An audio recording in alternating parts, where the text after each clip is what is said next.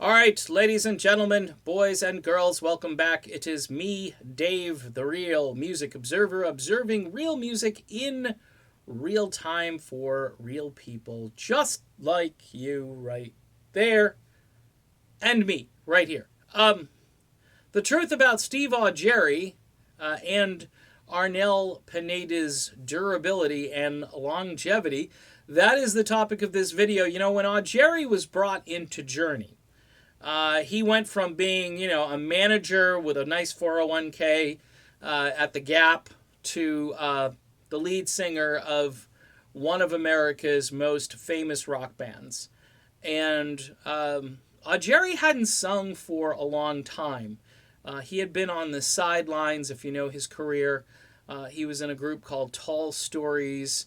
I think he was in one other group as well. But the Tall Stories tenure was probably what got him the gig, because the music the Tall Stories did had a lot of Journey in it, and Augeri's tenor was just about right for what he had to do as far as sing with Journey. However, it was a short-lived experience because from what I've been told, Augeri had a lot of difficulty right out of the gate. And in fact, if you go way back in the archives, there are all kinds of accusations that were made about vocal tracks and backing tracks and all kinds of stuff way back when that wasn't really a thing like it seems to be now. Steve Augeri's voice just was not road warrior ready at that time, especially, as Roger Daltrey has said a number of times, if you don't use it, you're probably going to lose it. And Augeri left the band with a throat infection, something like that. At least that was the public statement on it, but I believe it was just the inability to continue singing those set lists, which completely shred the larynx. All the vocalists who have ever sung with Journey can attest to the fact that the set list is brutal.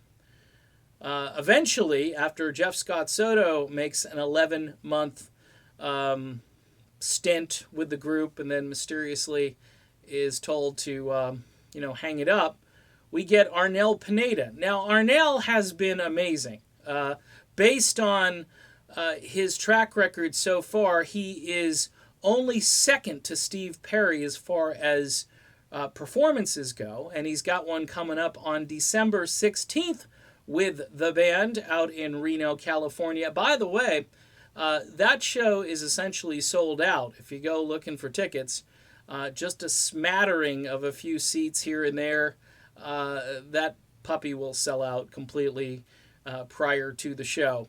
But Arnel himself has done just a fantastic job.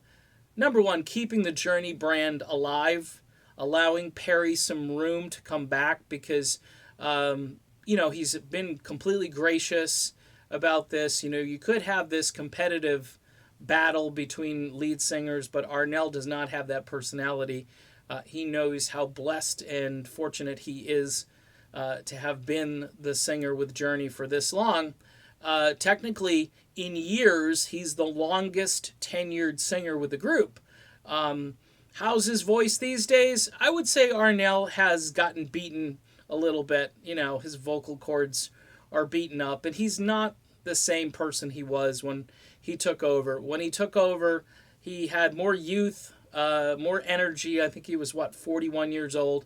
He's in his 50s now, and I got to tell you, it's rough singing this material in your 50s, and he does a great job. I saw him this year and I was impressed. We weren't distracted by, say, his voice being pitchy or certain notes being left out. I think the show that I saw in Tampa, he was pretty much spot on singing what he had to sing, and the band is still going strong.